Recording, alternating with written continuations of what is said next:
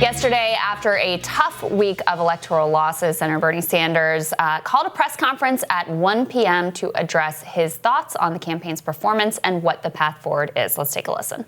On Sunday, I very much look forward to the debate in Arizona with my friend Joe Biden.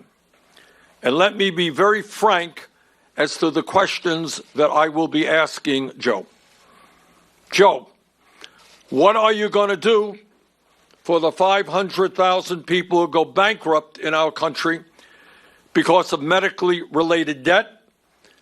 And what are you going to do for the working people of this country and small business people who are paying on average 20% of their incomes for health care? Joe, what are you going to do to end the absurdity of the United States of America being the only major country on earth where health care is not a human right? So, Ken, thank you for sticking around and looking at this a little bit. I mean, it strikes me he's got all these questions for Joe Biden. He's like, Joe has to answer.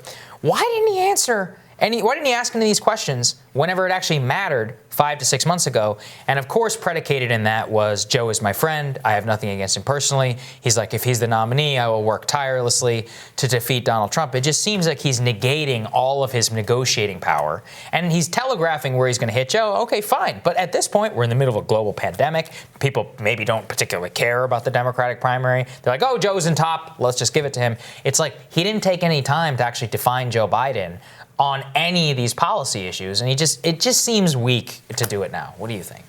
Yeah, if you look at the reporting around this, it suggests that this is a personal thing, that Sanders, has some affection for Biden, according to the reporting at least, over the fact that he was one of the few senators that treated him with some respect early on. But, sort of charming in its way that Sanders would have that kind of thing. But this is bigger than him, I think. Right.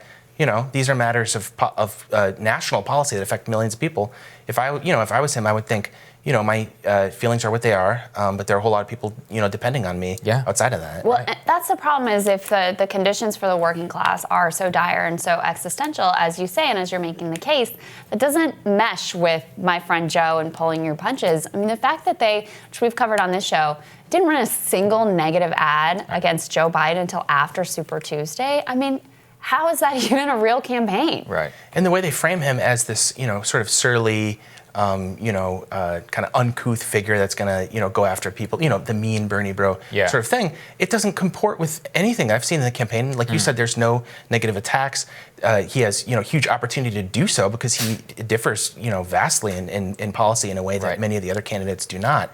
And so for him to pass that up, I think you can make a case for that he's generally a little too congenial. And you're exactly right. And another thing that he said during that press conference where he was talking about, he admitted there is no doubt we are losing on electability. He says that we've heard from so many people, Bernie, I'm with you, but Joe's the guy who can get it done. That's what the establishment told me, and I'm going to vote for them. So Bernie is admitting in all those questions, he's like, I need to paint Biden as unelectable. Why did he say last week Joe Biden could beat Donald Trump? It just seems to fundamentally negate the entire purpose of why are you running? Like, why should anybody vote for you for the Democratic primary if the other guy can also beat Trump? What's the purpose of that?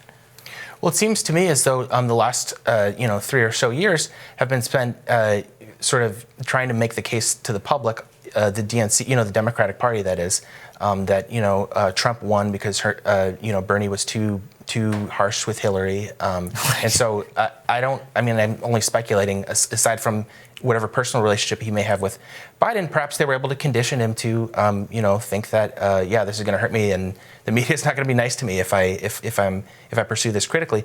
But I mean, they're going to say that anyways. Yes, yeah, they said it anyways. Right. Yes. I mean, I think that did get it. My also perception is that did kind of get into their head of like, we got blamed for it. Oh, this caricature of Bernie being mean and Bernie being divisive, et cetera, et cetera. And they tried to play the game where, these people were never going to play the game with them. They were always going to paint him as divisive. Hillary Clinton, nobody likes him, still blaming him for the loss, et cetera, et cetera. They were never gonna give you that back. I mean, what do you think that needs to be done in the debate this week? Do you think this is a real chance for Bernie Sanders? How do you think Joe Biden will hold up under 2 hours of sustained questioning?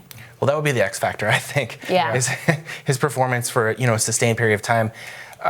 One problem is so much media is processed. Someone is not, people, as a reporter, I have to look at, primary source documents, original stuff a lot. What I find is that it's quite different than what the media ends up serving someone up in the form of a 2-minute sort of clip or something. Very true. So they may well be able to, cut this thing up and conceal anything that, may give people questions about electability.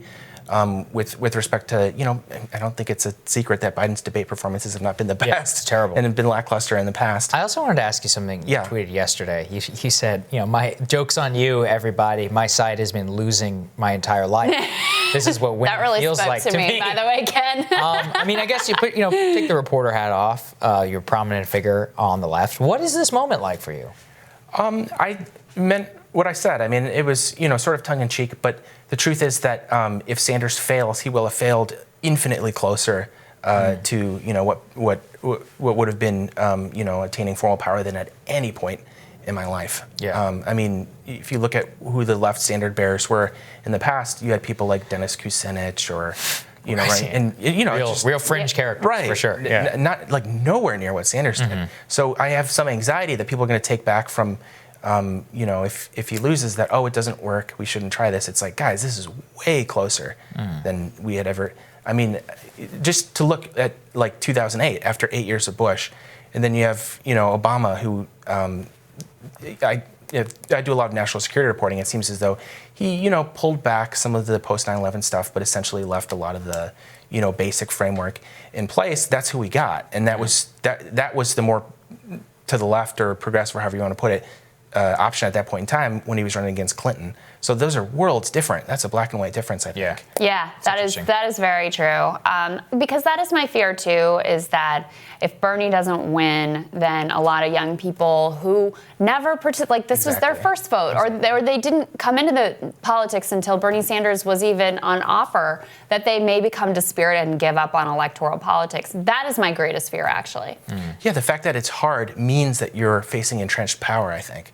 If it got easy, I would start wondering, have I sold out? Am I on the wrong? Do you know what I mean? Because things are never easy unless you have sort of elements of sort of, constituted power, whether it's, corporate power or, party power behind you. That's when things are easy. And, that's not really going to change things. That's just going to keep things the same. Don't worry. Even whenever my side thought we won, it turns out that we lost. Things are still hard. Things are still very, very hard. Ken, thank you very much. Ken. Great to have you. Around. We'll have more for you after that.